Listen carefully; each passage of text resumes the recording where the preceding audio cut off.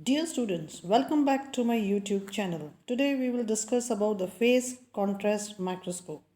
जैसा कि हमने माइक्रोस्कोपी जब शुरू किया तो हमने शुरू में देखा कि जो माइक्रोस्कोपी होती है वो एक टेक्निक होती है जिससे कि हम छोटी चीज़ों को विजिबल कर लेते हैं अपनी अनएडेड आई में with the help of a microscope.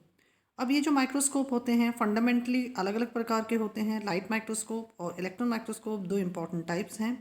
जो सोर्स ऑफ इल्यूमिनेशन है वो किस तरह का है, तो इस तरह से हमने देखा कि जो मैग्निफिकेशन होता है, जो कि magnification is the ratio of image size to the object size. तो डिपेंड करता है मैग्नीफाइंग पावर के ऊपर, जो कि रेशियो है angle subtended by the object and the image. Object वो चीज़ है जो आप देखना चाहते हो, image is what is visible to the eyes. तो this through the instrument which is microscope. तो ओवरऑल जो मैग्निफिकेशन होता है वो क्या होगा, objective into the ocular lens जो मैग्निफिकेशन है। तो ये डिपेंड करता है ऑन द रिजॉल्विंग पावर। जो रिजॉल्विंग पावर है वो डिफाइंड होती है by Abbe's equation, that is limit of resolution 0.61 lambda into n into sine alpha, जहाँ पे कि एन साइन एल्फा आपने देखा था लास्ट टर्म पे न्यूमेरिकल एपर्चर होता है ऑब्जेक्टिव लेंस का, और वो limit of resolution is equal to 0.61 lambda into n into sine alpha होता है। तो जो रेजोल्यूशन है function of the ability of a lens to gather light, magnification is function of the number of lenses. Maximum जो magnification होगा वो 1500x होगा और लिमिट ऑफ रेजोल्यूशन कितना रहेगा, 0.2 माइक्रोन्स तक वो लिमिट रहेगी। तो एक इम्पॉर्टेंट जो प्रॉपर्टी जो हमें ध्यान में रखनी है माइक्रोस्कोपी में वो होती है रिफ्रैक्टिव इंडेक्स। और ये जो रिफ्रैक्टिव इंडेक्स होता है किसी भी मीडियम का, वो मेजर करता है extent of interaction electromagnetic radiation और जो माध्यम है जिसमें वो पास कर रहा है। जब कोई लाइट एंटर करती है एक मीडियम से दूसरी ऑप्टिकल डेंसिटी में तो वो बेंड करती है डायरेक्शन में। वो डिपेंड करता है रिफ्रैक्टिव इंडेक्स कैसा है। जैसे कि एयर और ग्लास का रिफ्रैक्टिव इंडेक्स 1 और 1.51 होता है। जब लाइट एंटर करती है ग्लास में तो मीडियम जो होगा हायर रिफ्रैक्टिव इंडेक्स को बेंड करेगा towards a line drawn normal to the surface. जब लाइट एग्जिट करती है ग्लास से एयर की तरफ तो बेंड अवे करेगी नॉर्मल लाइन से।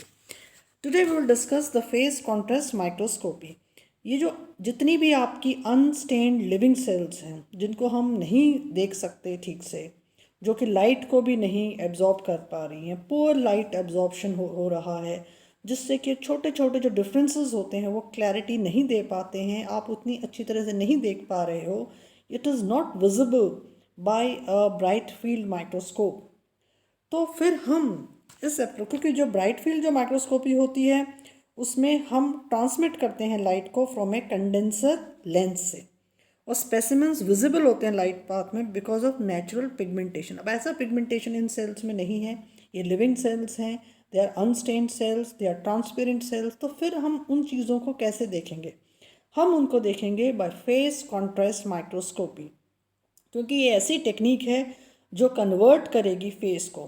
फेस क्या होता है, वेवलेंथ जो है उस वेवलेंथ को, उसके एम्पलीट्यूड को शिफ्ट करेगी in the light passing through a transparent specimen to brightness changes in the image।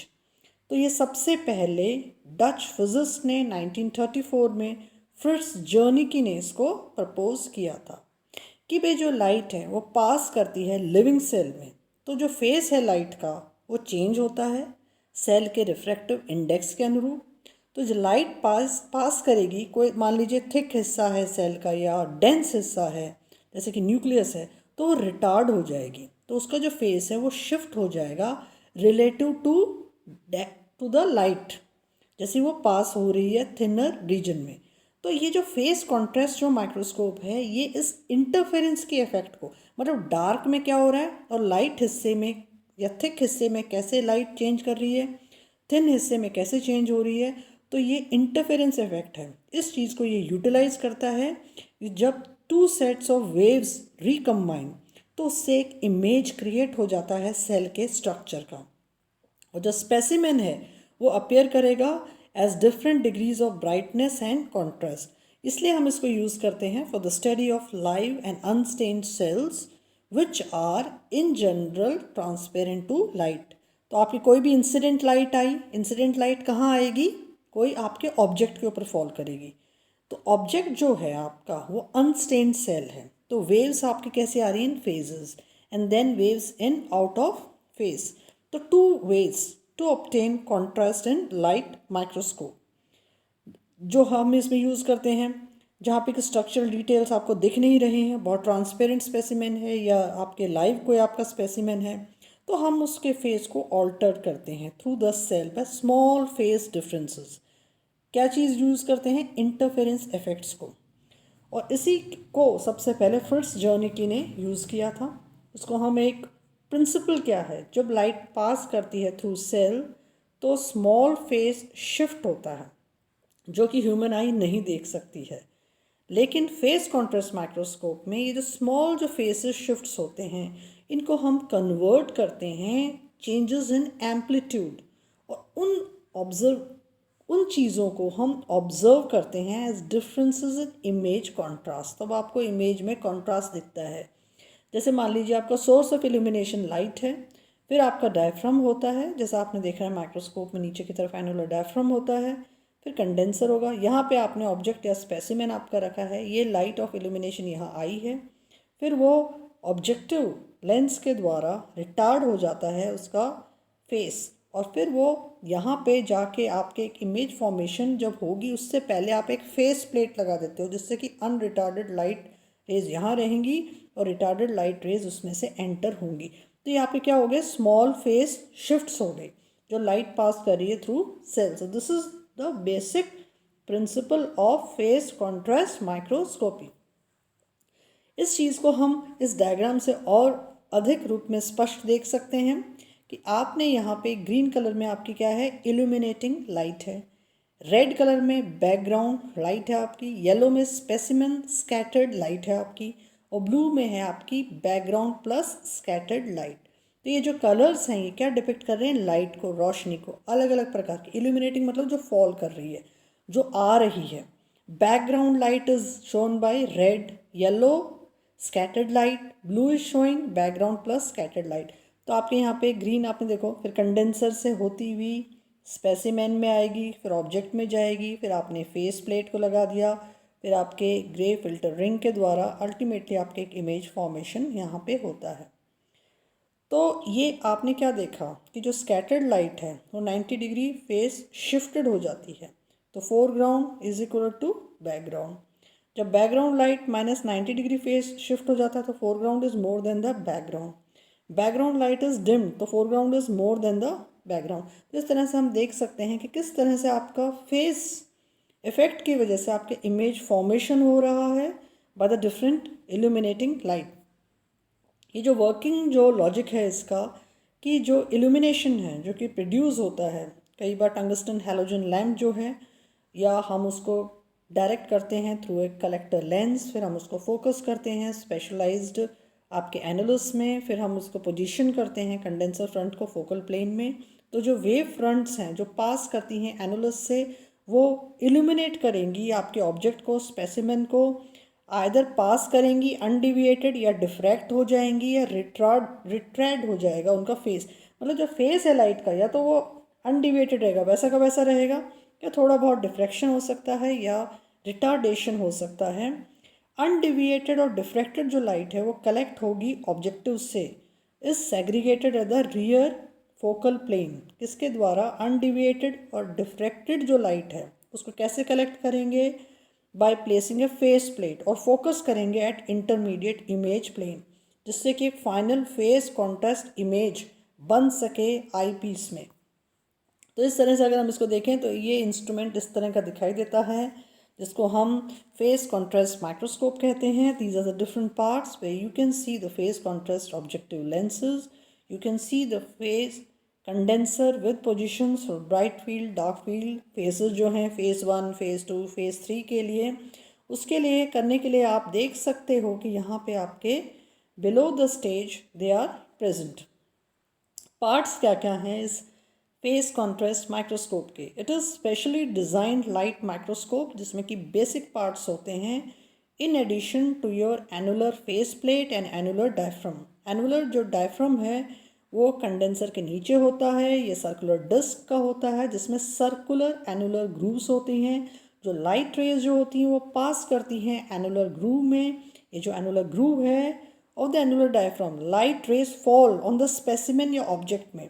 जो बैक में जो फोकल प्लेन है वो क्या डेवलप करेगा, इमेज को। तो एनुलर जो फेस प्लेट है उसको हम प्लेस करते हैं back of the focal plane. Phase plate क्या काम करेगी, या तो एक नेगेटिव फेस प्लेट हो सकती है जिसमें कि थिक सर्कुलर एरिया, या फिर पॉजिटिव फेस प्लेट हो सकती है जिसमें कि थिन सर्कुलर ग्रूव हो।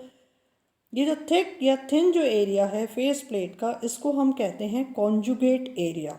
फेस प्लेट एक ट्रांसपेरेंट डिस्क होती है with the help of annular diaphragm and face plate. Face contrast हम ऑब्टेन करते हैं इस फेस कॉन्ट्रास्ट माइक्रोस्कोपी में, और इसको ऑब्टेन करते हैं by separating the direct rays from the diffracted rays. Direct rays मतलब जो सीधी आ रही हैं, डिफ्रैक्टेड मतलब जो वहाँ से आई हैं स्पेसिमेन में और फिर वो डिफ्रैक्ट हो गई हैं। डायरेक्ट जो लाइट रेज हैं जो कि पास करेंगी एनुलर ग्रूव में, where is diffracted light rays pass through the region outside the groove depending upon the different refractive indexes of different cell components. वे रिफ्रैक्टिव इंडेक्स के अनुसार, क्योंकि जो अलग अलग होगा सेल के कंपोनेंट्स में भी अलग अलग होगा। With the object to be studied, आपके different degree of contrast develop हो जाएगा इमेज में, depending on the different refractive indexes जो अलग अलग कंपोनेंट्स के होंगे। तो इस तरह से इस फेस कॉन्ट्रास्ट माइक्रोस्कोपी के बहुत सारे यूजेस होते हैं जिससे कि हम लाइव ट्रांसपेरेंट स्पेसिमेंट्स को स्टडी कर सकें। जो लिविंग सेल्स हैं, जो हम एनिमल सेल कल्चर करते हैं, या माइक्रोऑर्गेनिजम्स की जो स्टडी करते हैं, या थिन टिश्यू का जो स्लाइसेस है, या लिथोग्राफिक जो पैटर्न्स की जो स्टडी है, फाइबर्स की जो स्टडी है, या ग्लास फ्रेगमेंट्स की जो स्टडी है, या ऑर्गेनल्स की जो स्टडी है, उनमें हम इस माइक्रोस्कोपिक टेक्निक को यूज़ करते हैं। प्लस पॉइंट्स क्या हैं कि हम इसको ऑब्जर्व कर रहे हैं नेचुरल स्टेट में without using any labelling. Transparent object बहुत इजीली विजिबल हो जाता है, हमें किसी भी प्रकार का फिक्सेशन या स्टेनिंग की इसमें आवश्यकता नहीं है। हम एग्जामिन कर सकते हैं इंट्रासेलुलर कंपोनेंट्स जो कि हाई रेजोल्यूशन में हम उसको देख सकते हैं। डायनेमिक जो मोटिलिटी होती है माइटोकॉन्ड्रिया की, या माइटोटिक क्रोमोसोम्स हैं, वैक्यूल्स हैं, उनको भी हम स्पष्ट रूप से इस माइक्रोस्कोपी टेक्निक के द्वारा देख सकते हैं, फेस कॉन्ट्रास्ट के द्वारा देख सकते हैं। हम ये भी देख सकते हैं कि लिविंग सेल्स में किस तरह से सेल डिवीजन हो रहा है। तो ये जो है एक तरह का एडिशन है ब्राइट फील्ड माइक्रोस्कोपी में। अब वो ब्राइट फील्ड माइक्रोस्कोपी क्या थी, ओरिजिनल फॉर्म था माइक्रोस्कोपी का जिसमें हम ट्रांसमिटेड लाइट को फ्रॉम ए कंडेंसर लेंस, हम using objective lens we are viewing in through the magnifying lens to the ocular I piece.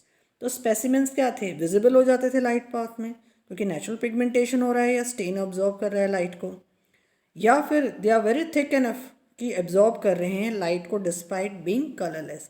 लेकिन यहाँ तो अगर एब्जॉर्बेंस हो ही नहीं रही तो आप चीज़ों को कैसे देखोगे, आप फेस के डिफरेंसेस से देखोगे। और ये यहाँ पे जो है ये स्पेशलाइज्ड जो फेस ऑब्जेक्टिव्स हैं वो कंफर्म करते हैं ट्यूब की लेंथ के पैरामीटर्स को, और जो कंडेंसर है वो एनुलर जो फेस रिंग है करेक्ट साइज की उसको एक्सेप्ट करेगा।